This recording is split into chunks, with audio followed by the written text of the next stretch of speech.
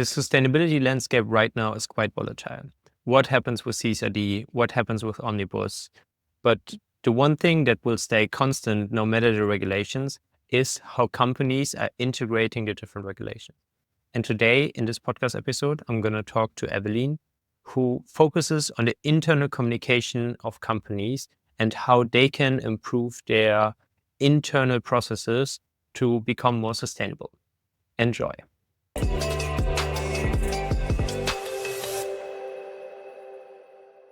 Hey, Evelien, and first of all, thank you so much for taking the time. For those of the listeners that don't know you yet, can you tell us a little bit about yourself and what you're doing here? Of course.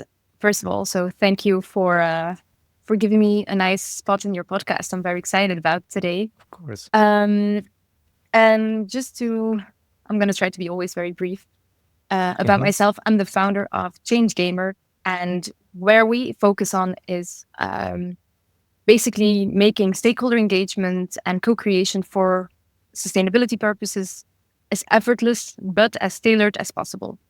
And what that means is that we have two layers to this.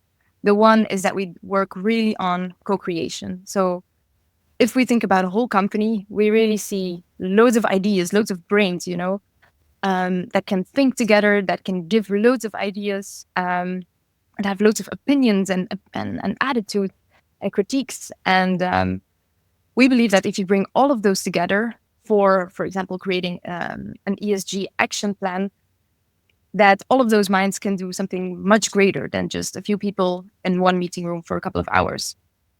Of course, that comes with a lot of drawbacks because loads of people, loads of complaining, loads of agendas.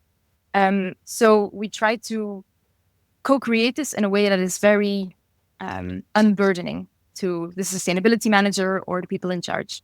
And we do that through the gamification of data collection. And that means we actually use challenges. So 5 minutes for 5 days, where all the stakeholders together share their ideas, opinions through really, it's not really games, but it really sometimes really comes close. Those kind of challenges actually give us loads of data. And with that data, we can make ESG plans, sustainability policies. We can create internal materiality assessments. We can even do parts of CSRD report because, there's a lot of brains to work with. And if you really draw everything out in the right way, everything actually goes quite smooth, quite easy. And it is very tailored to the DNA of your company because it's done by the DNA of your company, which are your people. Yeah. So that is in a nutshell. Yeah, that's it. Yeah, that sounds super interesting. And I'm quite curious about this because with the database that we have and the 1,000 solutions, I feel like that the majority focuses on external things, like the regulations and stuff in there. But you seem to look more inward in the company. How did you get to that? How did you develop to a point where you're this is actually something that I would like to focus on? Well, actually, I came to this a bit, I wouldn't say it was a coincidence, but initially I started creating these challenges because I thought, okay, these companies, first of all, need more awareness and they need to learn. And I decided to create the challenges for those purposes. However, when all of those challenges came in, I saw so many ideas. And I honestly, I was a bit shocked because I used to be a sustainability consultant who used to really make these kind of tailored plans for companies and really create the ideas and the projects and try to become to create as many unique and impactful initiatives. And then after doing the first game with one of my clients, I just noticed is that actually all these employees did it way better than I could have ever done as a consultant. So it's okay, there's some good value in this. I was just whoa, these people are just so creative. And also it clicked with me that if everyone just replies to the challenges and the questions from their point of view in the company, you actually create all little puzzle pieces that together just create every department's sustainability strategy. So that's accidentally how I got to it. Yeah, very cool. I guess it makes a lot of sense that the company, that the people inside the companies know exactly what is going on and what are the levels that have to be pulled. So it makes a lot of sense to like start a strategy or start like the improvement plan from within and see what ideas are already in the company. Drawing from your experience, like with the games that you already had, with the projects that you already had, like what would you say are sustainability managers and people within the companies? What are they struggling with? What are the problems that they are facing today? I would say there's 3 main struggles to this. And the first one is it's actually that people just don't know where to start. Because if you have, and this goes with any kind of communication, if you want to share your message about something and you have no idea who's really sitting in front of you, then it's just going to make it super hard to really communicate effectively. And we see this that the people who are in charge of sustainability, so whether it's a sustainability manager or just a CEO who's very passionate about the topic, that they are just like, they have loads of question marks about, do people even care about this? What are the knowledge levels? Like, does anybody know about scope 3? Maybe not. Some people might be super skeptical. Some people might be also very excited, and they might be like almost like a sustainability leader within the company. But if you don't know that, then what are you going to tell them? Because it's also so diverse. Some people, there's a lot of different groups within the company who believe different things. So if you don't have that starting point, it is ultimately extremely challenging to communicate effectively about any topic. And sustainability, of course, these days doesn't always sound the most sexy. So then, even then, it gets more and more challenging. And besides the big question mark of who's actually going to listen, another issue which is very practical, but it's very current, is that it's always very top down. So you have the CEO and they want to let everybody in the company know about a certain initiative, but then it has to go through all the layers. Like corporate companies are like, they have the management level and then the mid-tier management level and then maybe a layer below and another layer. And then, by the time you get it spread out, the message gets like changed up a lot. It gets shortened. People feel very detached from it. And it basically, if you just work in an office and you never really see the management, then you're a bit like, okay, this just falls out of nowhere. I have no idea where this new decision came from, and I'm not very involved, so I don't really care. So that's the second one. Definitely, the larger the company is, the more challenging this is. And the third one, which I think is something everyone can relate to these days, is that people just already get bombarded with communication. Like, I'm not sure how many emails you get on a day, but I get quite a lot. I remember when I was a consultant, I would get so many emails and I would get so many Teams messages and Slack and WhatsApp. And it's just hard to, if you want to communicate something, to stand out and make sure that people click your email or your message. So those 3 for sure are big struggles that come up time and time again. Yeah, I heard the last one quite a lot when I talked to sustainability managers and I asked them like how easy it is for them to like implement new ideas, and they say that they don't even have the time to like read emails anymore if like some external party like emails them, because they have like so many different ideas and they get so many different messages each day, so that they don't even have the time to like look at it and really look into it. Okay, so those were the 3 things that you mentioned. So basically, sustainability managers don't know where to start. And then the second is the internal structure of companies, that it's like really top down. And then the flood of messages that we all know that also sustainability managers definitely get, where you just get bombarded with way too many messages, correct? Exactly. Okay, so let's say those are the 3 issues, and I feel like a lot of sustainability managers will be able to rely to this. Like, what would you say, like, how can companies tackle this? How can companies improve this? I'm sure that there's a lot of like internal communication that has to be done, but from your experience and what you've seen, like, what are steps that companies can take to improve this? Okay, indeed. I would say the very first step is related to all the question marks about what do people think, believe, desire. Um, and first step is just to map out all of these knowledge levels and try to map out the support base, or try to just like get into the heads of a few people. And maybe you can just take a sample of your company. So a few people from every department, schedule maybe a meeting with them. You could try to send a survey to them, although surveys are always a bit of a no-go. Unless the low response rates are not a problem. But just try to get a bit of a mapping of how are people feeling, believing, and acting around sustainability.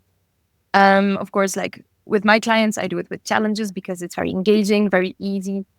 But you could do it through meetings. You can organize a workshop where you bring people together and just try to take as many notes about what they know of, like ask them questions about what's really important to you to work on, so that you have a first starting point. Yeah, maybe here, because I'm super curious about this. Like when you say challenges, like what can I imagine with this? Because I feel like a lot of companies send those surveys where you just like get bored when opening it and it's like way too long. And then it happens what you said before, that the response rate is so low that I'm not sure whether the data is actually valuable or not. So if you talk about those challenges, like what do you mean? Like what is behind there? Okay. I can give you a few examples for sure. The one of the challenges we like to do is where we give people, for example, a little budget. We give them some coins. This is fully digital, by the way. So they get some coins and we're telling them like, okay, you got promoted. You get to be sustainability manager for one day. These are the targets that you need to reach because these are the corporate targets. So there we also slip in a bit of learning about like, hey, these are the targets. You remember those? And then ask them, okay, can you now spend the money and just fund some initiatives that make sense for you, that are important to you. So then we just create a list with like a pricing attached to it, and basically people just spend their money. But what it allows us to see is, do people spend money on really big initiatives, or just are they more like, okay, we want to take like more small steps and just like take the low-hanging fruit first and then bigger stuff. No, we're going to wait with that. But also we see like in what kind of topics they're thinking. Are they spending loads of money on health and well-being? Maybe that means that, like, of course, it's a topic they really support and that they believe will make an impact. And so these kind of challenges, it takes a few minutes, is a way to test the support base. But sometimes we also do like a competition challenge where we give them like CSRD reports of their competitors. And we just ask them some questions like, who has the best diversity targets? And then they have to go through all the reports and find the information. Or who has the lowest scope 3 footprint, or like these kind of things. And they just browse through the report. It feels again like just like a challenge. It's very light. But that way they also start to learn like, oh, okay, like all of our competitors actually have a really good biodiversity plan. We don't have one. Okay, interesting. So you create some awareness. Plus, again, one of the reports that we include is always the company's own report. So they read through their own reports and they're like, oh, I didn't know that. Oh, that's a good idea. And then we engage them also to give good ideas from the competitors to us and say like, what do you like? What would you support if it was here? And then again, they just go through the ideas, they filter it for us, and they just put in whatever they think will make sense. So those are two, but we have loads of challenges that some are more aimed towards ideation of what you want to do next. Some are more aimed towards knowledge, and it's more like a quiz where you can find some points. There's also like a personality test we like to do sometimes, which is like also a lot lighter, but again, it shows you a lot about, like what's going on in people's minds. So these are the challenges we usually refer to. Nice. I especially love the examples that you gave, because it gives people like some sense of responsibility, that they know what is going on, that they can understand the problem and try to like think how can they solve the ESG problems that I had. So yeah, I think that's a really great idea. Yeah, thanks. So far, the response is always really good, and also the response rate are very nice. So the data is always really rich, and no complaints Nice. there. Yeah, but sorry, I interrupted you there in your first point. We so basically whatever you use, whether it is challenges like ours, or you work with Change Gamer, or you just do meetings, and you can also keep it simple if it's just where you're at that point, but just map it out. You need to know before you can draw out your strategy from point A to point B, basically. Then the second point, and this is something that is often a bit resisted in corporate environments, but I always tell people that they just need to make it more sexy. And definitely now, I think with a lot of the CSRD legislation, with the omnibus, with like people, when they hear sustainability, they're always like, oh my God, no, that's a lot of rules. It's boring. It's data. Like, I understand. Sometimes I also feel like, whoa, that's quite different than a few years ago. For Yeah. sure, you can also definitely relate, and it's probably you hear loads with sustainability managers for sure.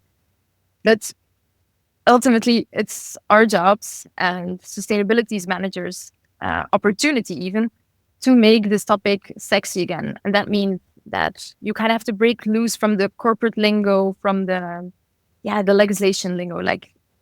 So everything that you communicate doesn't just look like the ESRS S1 document, because that's a headache in a document sometimes.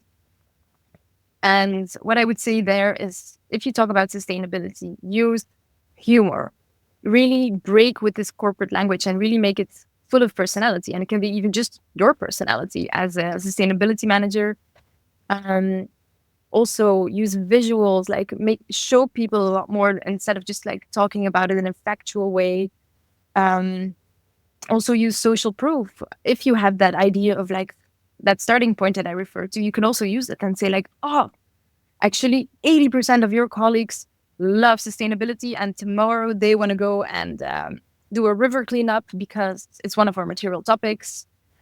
And here's a photo of last year, and then it's like loads of people just jumping around in the bushes with like bags full of trash or something. Just so it's not just, oh, this is our targets. This is why it matters to us. Well, can you all be a bit more mindful? Thank you.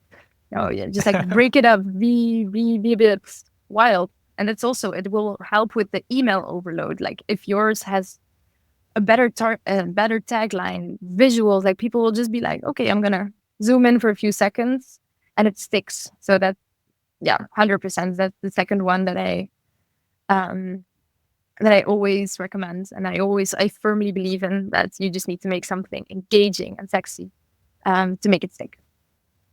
And I think the third one, and it kind of relates a bit to the challenges, but this is also something that anyone can do, regardless of whether you're by yourself, you have a team, you work with others on sustainability, is you need to improve some kind of what's in it for me. So if you want people to fill in a survey, if you want people to contribute to sustainability, if you want them to answer questions that you have around sustainability, like something needs to come through for them as well, like something for something, what we usually do is like through the challenges, people score points, and at the end of the race, there's a prize. And that's not like that's not always something super special. Sometimes it's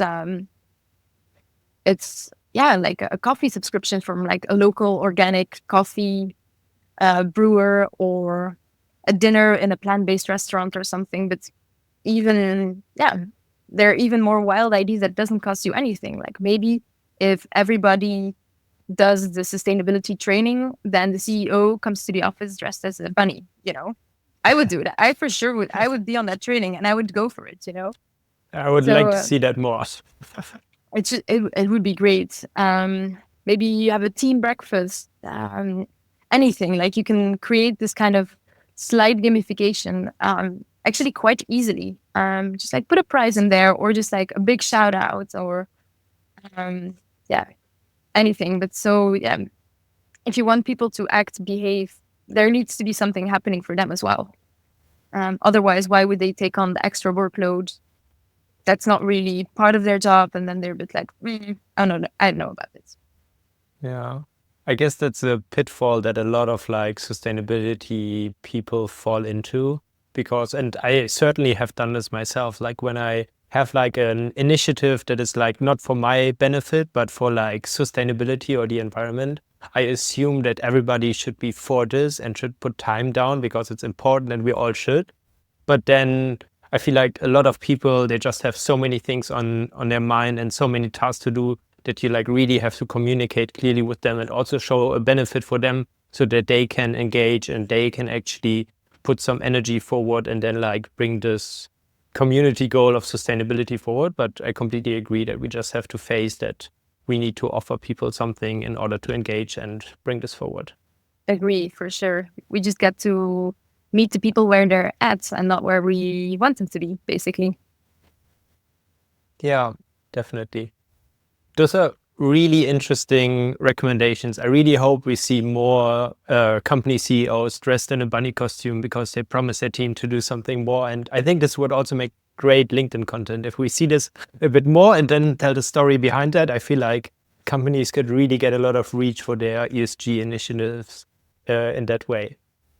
One question that I frequently get when I talk to sustainability manager about this, because we all like cheat codes and free material and like things that we can help and like that can like bring us forward a bit more.